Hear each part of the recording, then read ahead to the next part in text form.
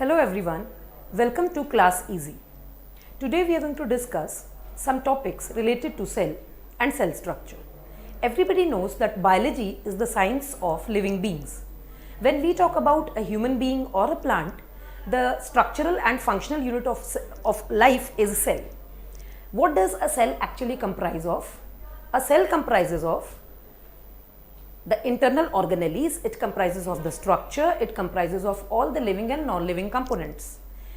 The cell can be studied from the lower grade class to the upper grade class and the micro and the macro molecules present in the cells. Today we are going to discuss about the cell, the functional unit of life and the structural unit of life, along with it is the building block of life. When we talk about building block, everybody knows that if a building is made up of bricks, similarly human body or plant body is also made up of cells. Cells are different from atoms because atoms are non-living components and cells are living components. The building blocks of life, also known as cells, have very small structures called organelles. So when we say that our body is made up of cells, we also mention that what is the cell made up of? The cell is made up of various organelles. These organelles might be small mitochondria, it may be the nucleus, it may be the plasma membrane, it may be the cytoplasm inside the cell. In this way, we give a new name to the organs present inside the cell, that is the organelles. Organelles are smaller structures which are made up of atoms as well as molecules.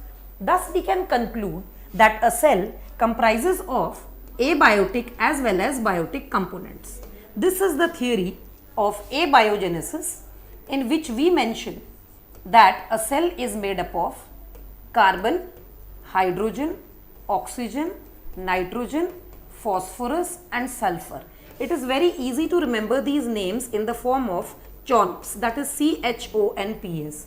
Here carbon stands for, C stands for carbon, H for hydrogen, O for oxygen, N for nitrogen, P for phosphorus and S for sulfur. This shows that all the organisms are made up of CHONPs, that is CHONPs. When we talk about the organelles present inside the cell, these organelles are again made up of the same 6 elements. Now let us talk about mitochondria, which is present inside the cell. This is just an example to describe that how the cell is made up of. The mitochondria, which is one of the structures inside the cell, is a double-walled membrane. And this mitochondria is made up of CHONPs. So in this way, we can easily deduct that if we get decomposed, if we die, these are the 6 elements that would come out. So that means if a person is born and these 6 elements are given to a person to form a cell, we cannot. That means if 6 elements are collected by you, you cannot form a living cell because you are brought and you are delivered inside your mom's body. So if your mom is forming a baby inside her body, it is only because of carbon, hydrogen, oxygen, nitrogen, phosphorus and sulfur. So the day we get decomposed and the day we die, these are the 6 elements that would come out. Now let us come to next topic, the structure of a cell. A typical plant cell or a typical animal cell is quite similar in structure with this few trivial discriminalities, that is the differences in a plant and an animal cell. A plant cell is made up of cell wall and plasma membrane. The thing is, the cell wall and the cell membrane both are different in composition. The cell wall is made up of cellulose. Cellulose is a fiber, or you can say that cellulose is a complex carbohydrate which cannot be digested by our body. This is the reason when we eat vegetarian food or we eat any kind of plant as food, the cell wall, that is the cellulose, cannot be digested by our body and this is thrown out of our body as waste.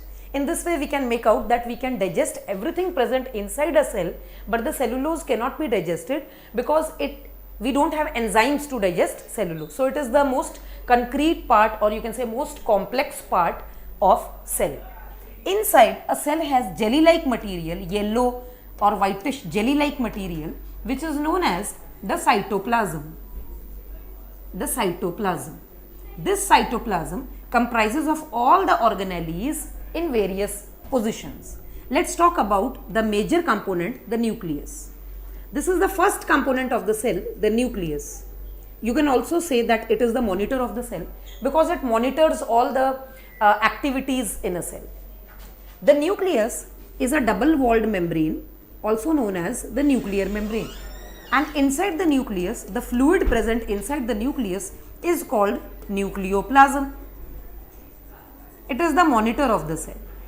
And nucleus is further controlled by another structure called nucleolus. In this way, we can make out that what does a cell comprise of. We have a nucleus, inside the nucleus there is a nucleolus. The nucleus is monitoring the whole of the cell and the nucleolus is monitoring the cell. Here we can come out with another thing, that nucleolus also has genetic material known as the DNA. So we know that in every cell there is a network inside the nucleus which is known as the chromatin network, which is the DNA material from which the traits or the features are carried from one generation to another. Now let's come to the cytoplasm area. Here we have a very big vacuole. Plant cells have a big vacuole.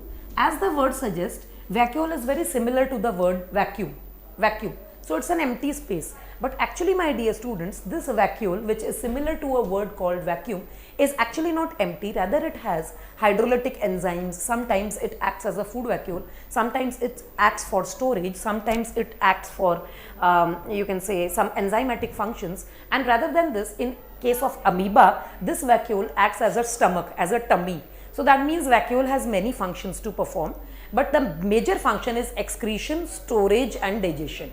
So this is what a vacuole does in a cell.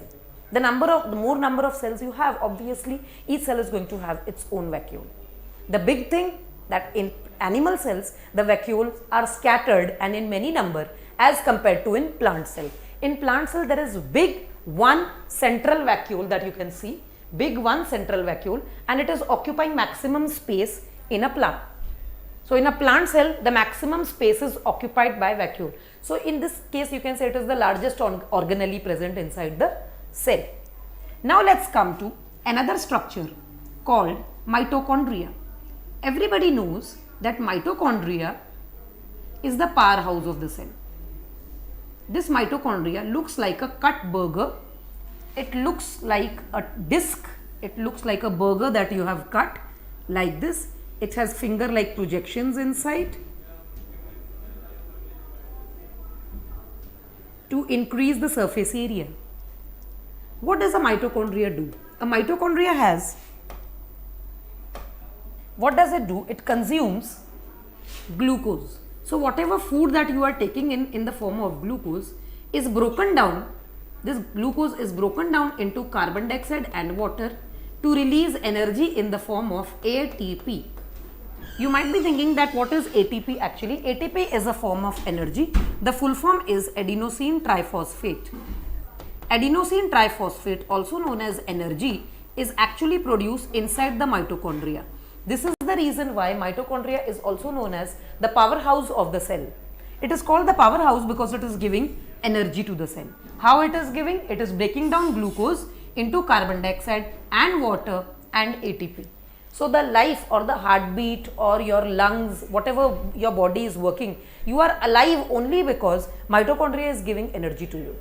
On the other hand, also let's talk about the membranes. Mitochondria has outer and inner membrane. The outer membrane is thin and the inner membrane is thrown into folds. This inner membrane forms finger-like projections which increase the surface area of mitochondria and thus increase the amount of energy released. So this is a typical brief view about the cell.